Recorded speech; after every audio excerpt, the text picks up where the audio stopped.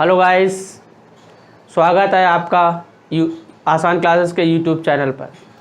आज हम देखते हैं कि मैंने इंग्लिश की आपको 2 वीडियो प्रोवाइड करा दी है। पहली आपकी पार्ट ऑफ स्पीच और दूसरी आपकी नाउन, और उसी क्रम में आज हम सीखेंगे प्रोनाउन। प्रोनाउन एक ऐसा टॉपिक है जिससे एग्ज़ाम में बहुत सारे प्रश्न पूछे जाते हैं, और कमिंग एग्ज़ाम जो आ रहे हैं पैड, वो भी बहुत सून जल्दी उसका नोटिफिकेशन आ चुका है और डेट भी आ गई है। तो उसके लिए हम फोकस करेंगे। प्रोनाउन की वीडियो मिल चुकी है और मिल रही है आपको, और आगे भी सून ही हम वीडियो बनाकर आपको दे रहे हैं। देख लेते हैं प्रोनाउन। प्रोनाउन अगर देखें what is the pronoun, pronoun क्या है। प्रोनाउन जो वर्ड, ऐसे वर्ड होते हैं जो नाउन के स्थान पर यूज होते हैं। The pronoun, the word which use the place of noun that we call pronoun. मतलब नाउन के स्थान पर यूज हो या बदले में आए वाले शब्दों को प्रोनाउन कहते हैं। देखते हैं प्रोनाउन की कितनी काइंड्स होती है और डेफिनेशंस क्या है। डेफिनेशन क्या है, the words which used in place of noun that call pronoun. मतलब नाउन के स्थान पर बोले जाने वाले या यूज होने वाले शब्दों को ही हम प्रोनाउन कहते हैं। क्या होता है कि जो भी शब्द हैं, अगर प्रोनाउन का यूज क्यों है, why the use of pronoun in our English. English में प्रोनाउन का यूज क्या है। देखो, इंग्लिश में प्रोनाउन का यूज इसलिए होता है कि हम अपनी बातों को कह रहे हैं, मतलब हम किसी से कन्विंस कर रहे हैं, तो उनमें जो है उसमें बहुत एट्रैक्टिवपन और बहुत इजीली से अपनी बातों को एक्सप्रेस करने के लिए हम प्रोनाउन का यूज करते हैं। क्योंकि बार बार मैं अगर अपना नाम लूँ, या कोई जैसे मोहन दिल्ली जाता है, मोहन वहाँ है, मोहन, ये तो दो डिफरेंट, मतलब बार बार जो हम देख रहे हैं रिपीटेशन हो रहा है, द नेम, द नाउन का रिपीटेशन हो रहा है प्रोनाउन का, तो उस रिपीटेशन को ना करके हम उसको प्रोनाउन का यूज कर लेते हैं। जैसे Mohan going to Bareilly but he was not come to here. तो मतलब इस टाइप से, जैसे ही वाज, मतलब ये एग्जांपल देखते हैं पहले। जैसे देखिए example, Mohan is reading the book but he is not a student. मतलब मोहन एक किताब पढ़ रहा है बट वह एक छात्र नहीं है। इसका मतलब क्या है कि मोहन एक क्या है, यहाँ पे एक नाउन है, एक प्रॉपर नाउन पे यहाँ पे रखा है, एक नाउन है मोहन।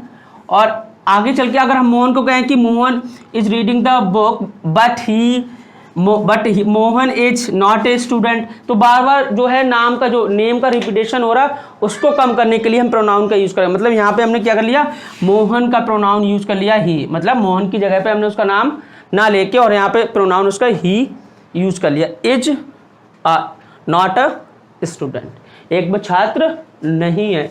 तो मतलब यहाँ पे देख लिया हमने कि मोहन की जगह पे हमने देख लिया उसको प्रोनाउन ही को यूज कर लिया। अब हम देखते हैं इसकी काइंड्स कितनी होती हैं, इसकी कितनी काइंड्स होती हैं। देखिए दोस्तों, ये हमारे 10 टाइप्स ऑफ प्रोनाउंस की काइंड्स होती हैं। जैसे personal pronoun, reflexive pronoun, empathic pronoun, reciprocal और इंडेफिनिट प्रोनाउन, इंट्रोगेटिव प्रोनाउन और डिमॉन्स्ट्रेटिव प्रोनाउन और डिस्ट्रीब्यूटिव प्रोनाउन और रिलेटिव प्रोनाउन और एक्सक्लेमेटरी प्रोनाउन। ये कुछ ऐसे प्रोनाउन होते हैं जिनके बेस्ड पे बहुत सारे प्रश्नों को बनाया जाता है। जैसे पर्सनल प्रोनाउन को very important topic of personal pronoun, जिसकी वीडियो आज हम देना चाह रहे हैं। सबसे पहले आज हम पर्सनल प्रोनाउन को ही डिस्क्रिप्टिव करेंगे। देखते हैं what is the proper personal pronoun. ठीक है, ओके दोस्तों। पर्सनल प्रोनाउन को आज हम लेते हैं, बाकी टॉपिक जो है हम नेक्स्ट वीडियो में करेंगे। पहले हम पर्सनल प्रोनाउन को देख लेते हैं, what is the personal pronoun. Personal pronoun को 3 कैटेगरीज में डिवाइड किया जाता है, 3 पर्सन्स में डिवाइड किया जाता है, जिसको हम मानते हैं। जैसे मान लेते हैं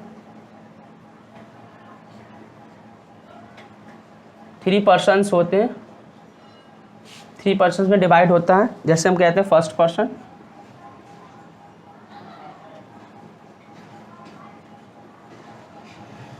और फिर हम कहते हैं इसको सेकेंड पर्सन, और फिर हम कहते हैं इसको थर्ड पर्सन। इन 3 पर्सन में हमने डिवाइड कर दिया। ठीक है, फर्स्ट पर्सन, सेकेंड पर्सन और थर्ड पर्सन, हमने 3 पर्सन में इसको डिवाइड कर लिया है। देख लेते हैं पहले पर्सन के अंदर क्या क्या आता है। देखिए दोस्तों, ये 3 पर्सन्स होते हैं, फर्स्ट पर्सन, सेकेंड पर्सन और थर्ड पर्सन। अभी हम क्या देख रहे हैं, पर्सनल प्रोनाउन, केवल पर्सनल प्रोनाउन को देख रहे हैं। बाकी जो 9 पर्सन हमारे जो काइंड्स ऑफ प्रोनाउन रह गए हैं वो नेक्स्ट वीडियो में मिलेंगे, क्योंकि ये लेंथी टॉपिक है।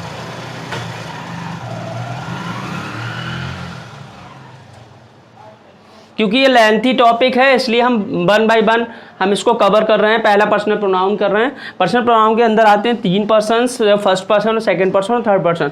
व्हाट इज दिस, ये होते क्या है, फिर हम देखते हैं इसको। पहले के अंदर पाए जाते हैं सिंगुलर, क्या पाया जाता है, सिंगुलर नंबर, और इसी कहते पाया जाता है प्लूरल नंबर।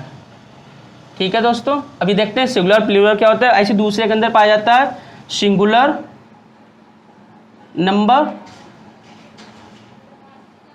नंबर और दूसरे के अंदर भी पाया जाता है प्लूरल नंबर। अब देखते हैं ऐसे हमारा थर्ड सब सेम रहेगा। पहले के अंदर भी पाया जाता है, थर्ड के अंदर पाया जाता है सिंगुलर नंबर और दूसरे को कहते हैं प्लूरल नंबर।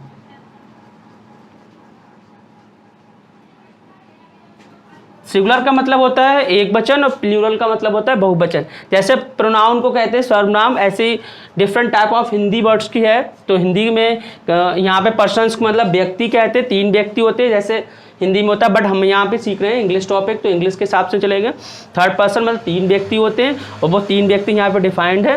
कैसे डिफाइंड है, जो सिंगुलर नंबर होता है, फिर प्लूरल, फिर सिंगुलर, फिर प्लूरल, फिर सिंगुलर, मतलब 3 व्यक्ति होते हैं। वो कौन से होते हैं, जैसे फर्स्ट पर्सन इट मीन जैसे मैं, फर्स्ट पर्सन जो बात करता है मतलब टॉकिंग, जो मतलब बोलने वाला ही फर्स्ट पर्सन कहलाता है। और सेकंड पर्सन जो सुनता है just like you, and third person जिसके बारे में बात कर रहे हैं, जैसे मान लो मैनी राइटर्स अबाउट टू, हम बात कर रहे हैं जिन बहुत से राइटरों के बीच के लिए, तो वो थर्ड पर्सन में आ जाते हैं। जैसे मैं आपसे बात कर रहा हूँ, किसी के बारे में बात कर रहा हूँ, तो वो थर्ड पर्सन हो जाता है।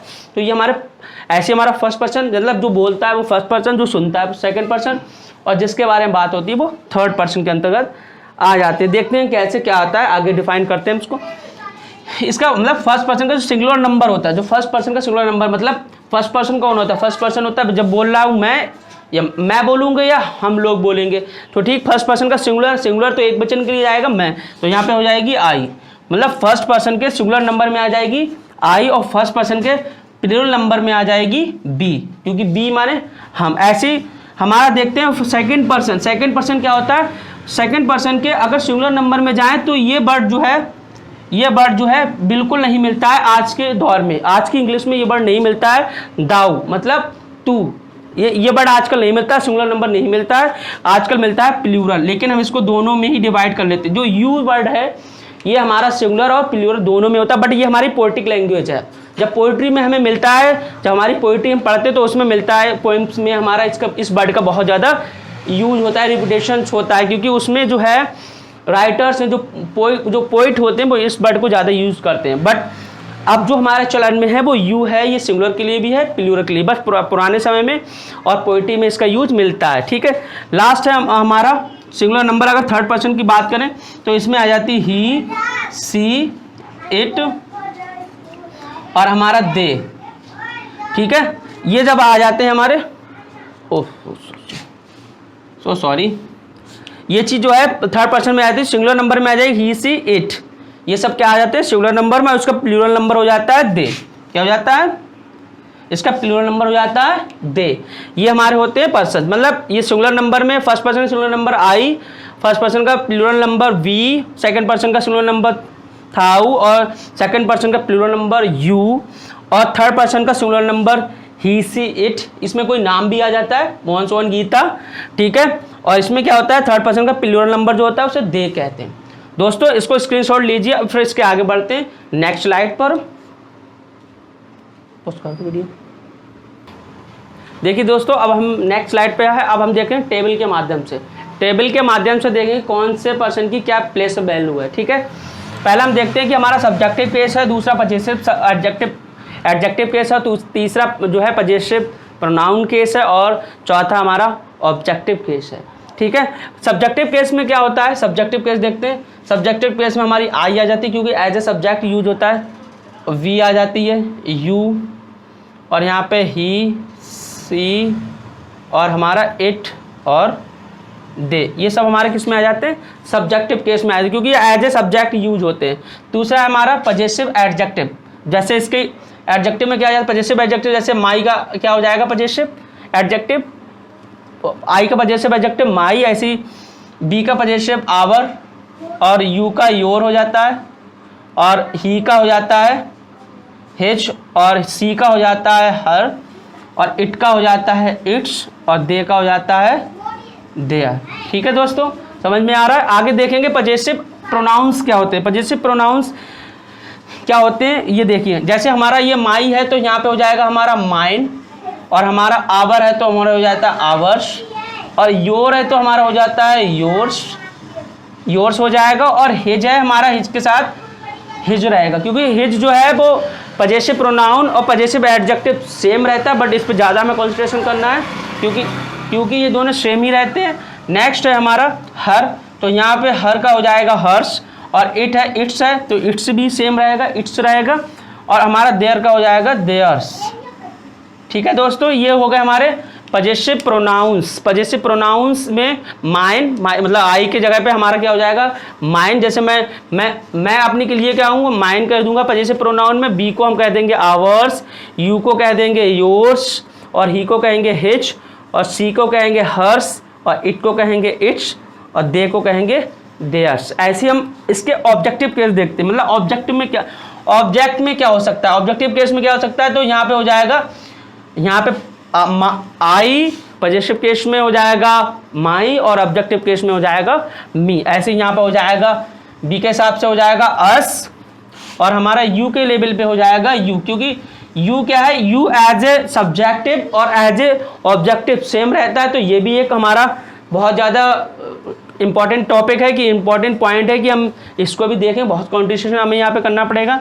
नेक्स्ट है हमारा यहाँ पे ही, तो ही के हिसाब से हमारा यहाँ पे हो जाएगा हिम। ठीक है, ऐसी सी, तो सी हर, और यहाँ पे भी हो जाएगा हर। ऐसे इट, तो इट, और यहाँ पे भी हो जाएगा इट। ठीक है, और फिर हो जाएगा दे का हो जाता है हमारा, दे का हो जाएगा हमारा दैम। क्या हो जाएगा देम। ऑब्जेक्टिव केस में क्या हो जाता है देम। अब देखते हैं कि इनको मतलब एज ए सेंटेंस हम कैसे यूज करते हैं। ये दोस्तों अगर इसका स्क्रीनशॉट लेना चाहते तो स्क्रीनशॉट लीजिए, मैं आगे पीछे, और स्क्रीनशॉट ले लीजिए आप, और फिर अब देखते हैं हम इसको आगे कैसे, मतलब नेक्स्ट स्लाइड में हम इसका कैसे यूज करते हैं। How can B use about this place and about the pronoun. Okay sir. हाँ देखिए दोस्तों, अब हमने वो टेबल को समझाया है। टेबल में क्या था कि मैंने पहले सब्जेक्टिव केस को दिखाया, फिर पजेसिव केस को दिखाया, और पजेसिव एडजेक्टिव को दिखाया, पजेसिव प्रोनाउन को दिखाया, फिर एडजेक्टिव केस को दिखाया। मतलब वहाँ पे हमने शो कराया है, बट यहाँ पे क्या कर रहे हैं हम डिस्क्रिप्ट कर रहे हैं, मतलब इसको कैसे एनालिसिस करें, मतलब कैसे हम पता करें कौन सी किसकी प्रोनाउन की प्लेस वैल्यू क्या है। देखिए सब्जेक्टिव केस में क्या होता है, when a pronoun is used as a subject of a sentence. मतलब एक प्रोनाउन सब्जेक्टिव केस को कहाँ होता है कि एक ऐसा शब्द जो सब्जेक्ट एक सेंटेंस के सब्जेक्ट के स्थान पर यूज हो रहा है। मतलब एक हमने कोई भी ऐसा प्रोनाउन उठाया है जो सब्जेक्ट की प्लेस वैल्यू रखता है और एक सेंटेंस के सब्जेक्ट के स्थान पर यूज हो रहा है, उसको हम कहते हैं सब्जेक्टिव केस। जैसे मैंने 2 एग्जांपल लिए, वो देखिए, I am teaching English in the class. मतलब यहाँ पे क्या है, जो आई वर्ड है, आई एक प्रोनाउन है, और वो क्या कह रहा है कि I am teaching English in the class, मतलब मैं इंग्लिश क्लास में पढ़ा रहा हूँ। तो ये आई जो हमने देखा है कि एक सब्जेक्टिव क्लास पे है, और एक सब्जेक्ट कहाँ पे है, एक सेंटेंस में प्लेस वैल्यू क्या है इसकी, एज ए सब्जेक्ट एक प्लेस वैल्यू यहाँ पे दे रखी है आई। तो ये हो गया। ऐसे दूसरा हमारा you are watching my video, आप मेरी वीडियो देख रहे हैं, तो ये भी एक सब्जेक्टिव क्लास है, क्योंकि आप जो हैं वो एज ए एक सेंटेंस में, इस वाले सेंटेंस में एज ए सब्जेक्ट आप काम कर रहे हैं यहाँ पे, क्योंकि आप जो है वीडियो देख रहे हैं मेरी। तो यहाँ पे क्या है, ऐसे सब्जेक्ट, ये भी सब्जेक्ट हो गया, क्योंकि as a subject place value आपकी यहाँ पे दे रखी है। नेक्स्ट हमारा ऑब्जेक्टिव केस।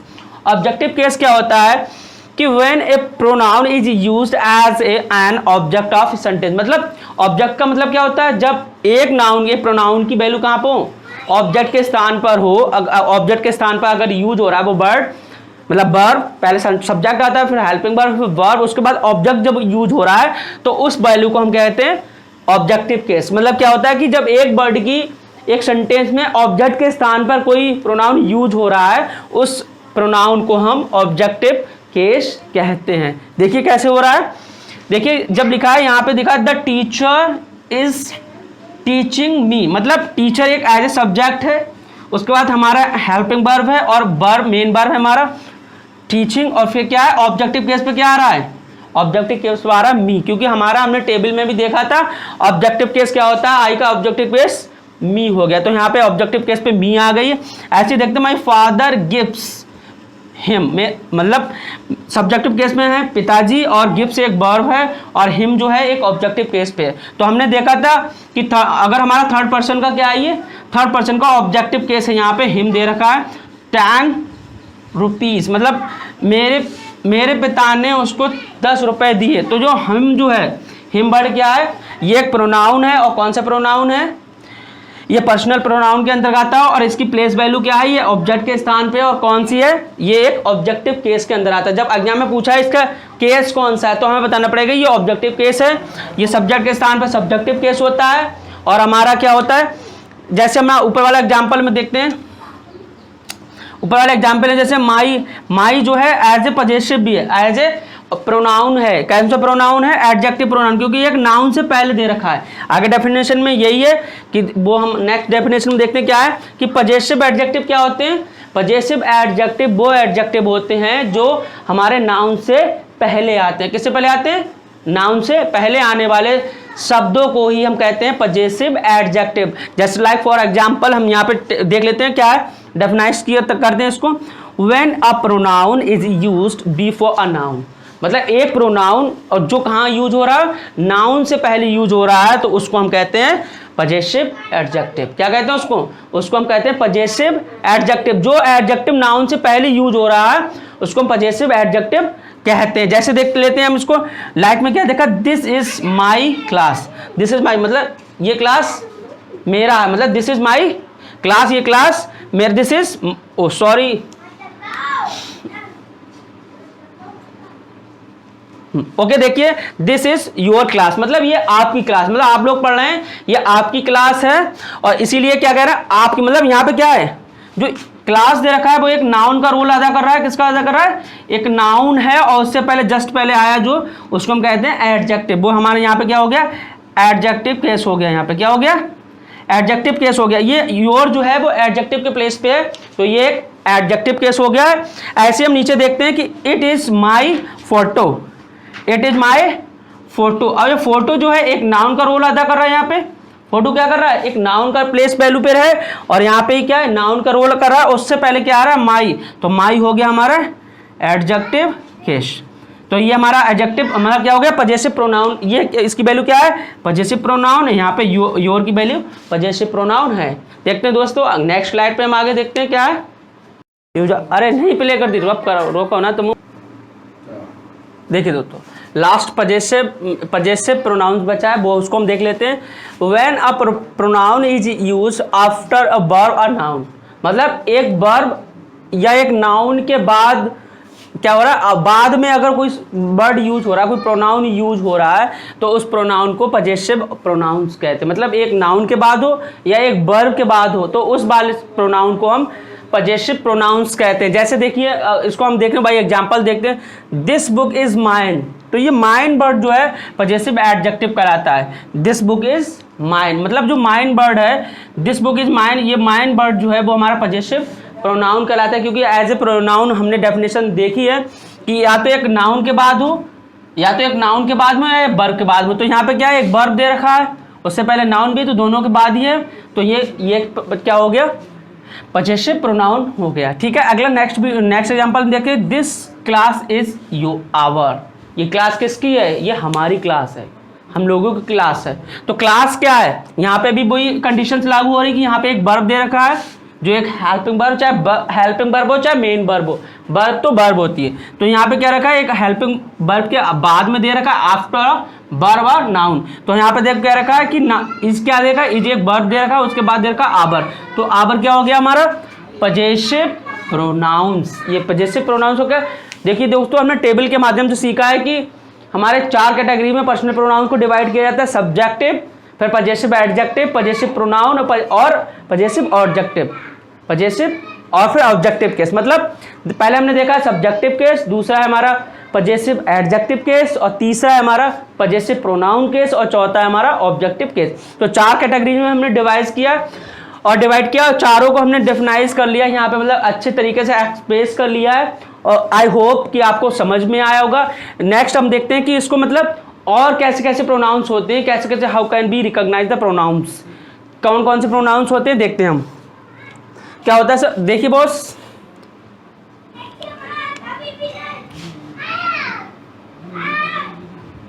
आफ्टर लैट के भी क्या होता है, आफ्टर लैट जो हमारे प्रोनाउंस होते हैं वो भी यहाँ पे होते हैं, आफ्टर लैट भी प्रोनाउन कहलाया जाता है। देखो आफ्टर लैट क्या होता है, ऑब्जेक्टिव केस मिलता है, आफ्टर लैट भी होता है हमारा ऑब्जेक्टिव केस देखते हैं इसमें, ये हमारा पजेसिव प्रोनाउन, यहाँ पे ऑब्जेक्टिव केस देख लेते हैं, और भी कुछ ऑब्जेक्टिव केस होते हैं, ये देखते हैं क्या होते हैं ऑब्जेक्टिव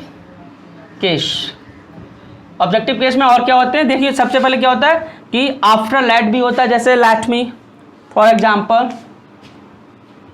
लेट मी गो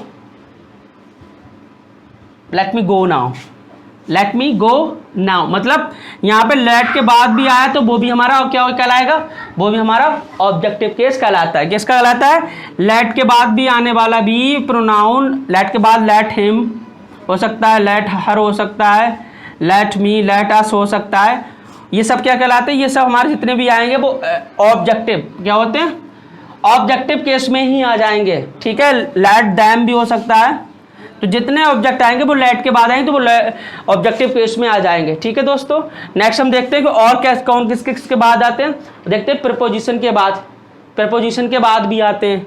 ठीक है, आगे देखते हैं प्रीपोजिशन के आफ्टर अ प्रीपोजिशन कैसे होते हैं देखें।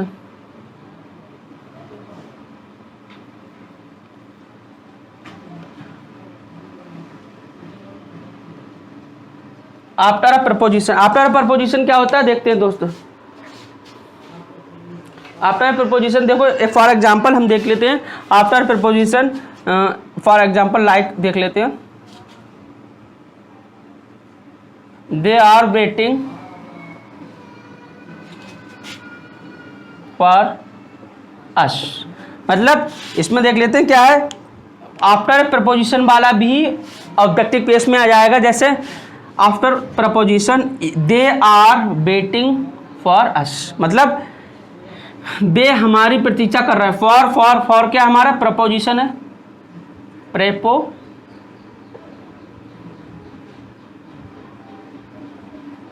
फॉर क्या हमारा प्रपोजिशन, उसके बाद वाला जो वर्ड कहलाता है ये क्या कहलाएगा, ये प्रोनाउन है, और ये कौन सा प्रोनाउन है, ये प्रोनाउन है, और कौन सा प्रोनाउन है, एडजेक्टिव प्रोनाउन। कौन सा है, एडजेक्टिव प्रोनाउन, क्या हो जाएगा, एडजेक्टिव केस में आ जाएगा प्रोनाउन। ठीक है, ये ऐसा प्रोनाउन है जो एडजेक्टिव केस के अंदर आता है। ठीक है, नेक्स्ट देखते हैं हमारा क्या है, देन के बिफोर भी होता है, कभी कभी क्या होता है देन के पहले और देन के बाद वाले भी उनको एडजेक्टिव सब्जेक्टिव केस दोनों केस में मिलते हैं, वो देखते हैं क्या होते हैं। अभी इसको स्क्रीनशॉट लेना चाहें तो ले सकते हैं आप लोग।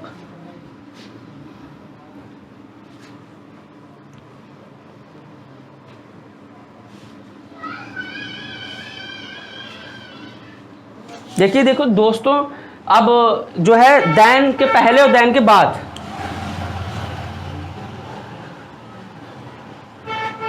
आफ्टर देन, बिफोर देन, ऐसे लिख सकते हैं, आफ्टर बिफोर देन क्या होता है, आफ्टर बिफोर, मतलब आफ्टर और बिफोर देन की कैसे होता है देख लेते हैं। जैसे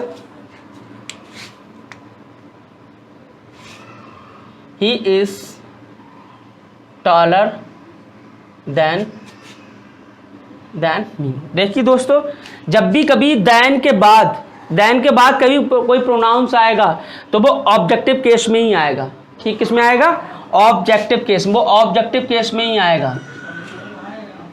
ठीक है, ऑब्जेक्टिव केस में ही आएगा। मान लो यहाँ पे अगर आई मी ना दे रखे, आई दे रखी होती तो he is greater than I, तो इट इज रॉन्ग हो जाता है, ये रॉन्ग हो जाता है, क्योंकि अगर देन के बाद, यानी हम ये चीज देखते हैं, एक चीज देखते हैं, इसको एक ट्रिकली देखते हैं कि कभी जिसमें देन दे रखा हो उसके हम वर्ब पे जाते हैं। वर्ब के बाद मतलब आफ्टर वर्ब, क्या है, आफ्टर वर्ब, आफ्टर वर्ब अगर दो प्रोनाउन दिए हैं, क्या है, एक से अधिक, क्या दे रखा है, one, more than, more than, more then,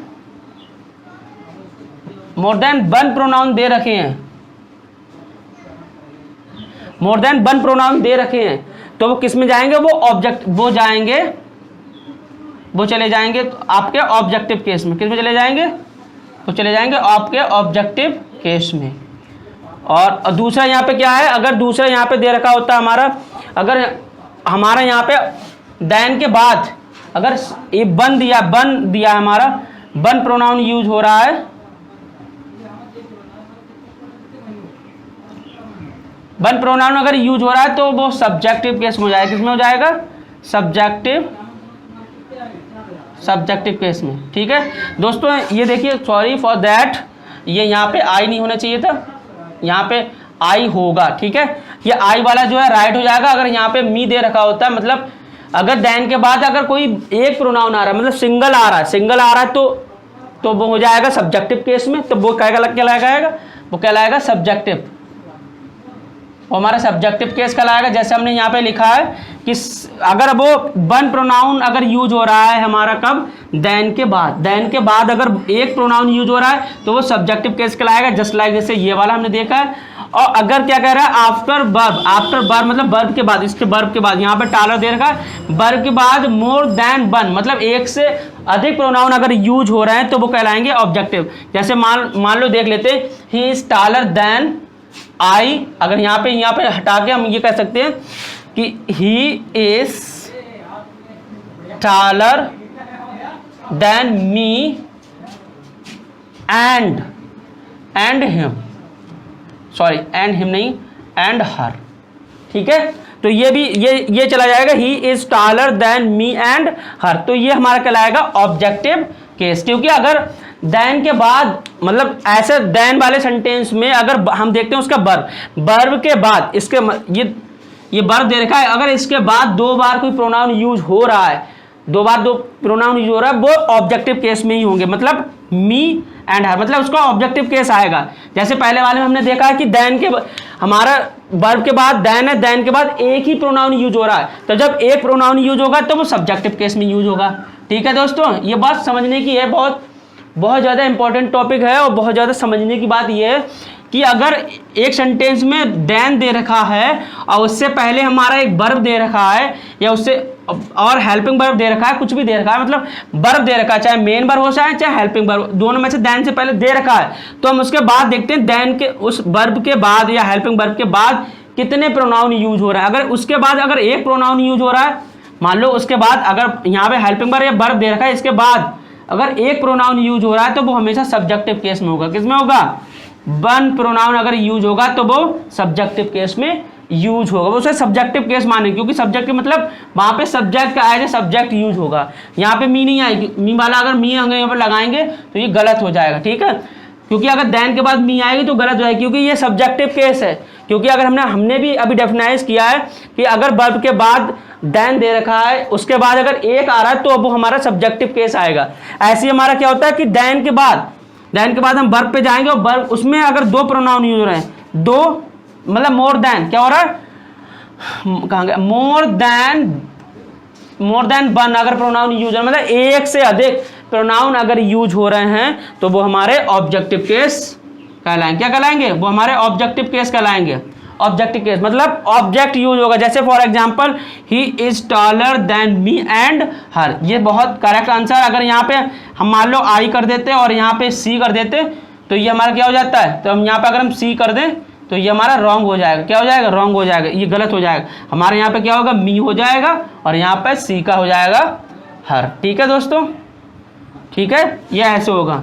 ये वीडियो हमारी प्रोनाउंस की, और आगे भी देखते हैं, नेक्स्ट स्लाइड पे जाते हैं, हम देखते हैं क्या है। ठीक है दोस्तों, ये रही हमारी प्रोनाउन की पहली क्लास, मतलब पर्सनल प्रोनाउन को हमने डिफाइन किया है। आगे वीडियो में हम बाकी प्रोनाउंस को डिफाइन करेंगे। और तब तक के लिए क्या, हमारे चैनल को सब्सक्राइब करिए, लाइक करिए, शेयर करिए, क्योंकि अगर आपका लाइक, आपका एक शेयर हमें मोटिवेशन देता है और हमारी फैकल्टी को थोड़ा सा जोश आता है, क्योंकि हमें लगता है कि हम कुछ पॉजिटिव कर रहे हैं, और पॉजिटिव करने पर ही हमें थोड़ा मोटिवेशन मिलता है। इसी के थ्रू हमारे अंदर जो है नई वीडियो बनाने के लिए थोड़ा जोश, उत्साह उत्पन्न होता है। बाय दोस्तों।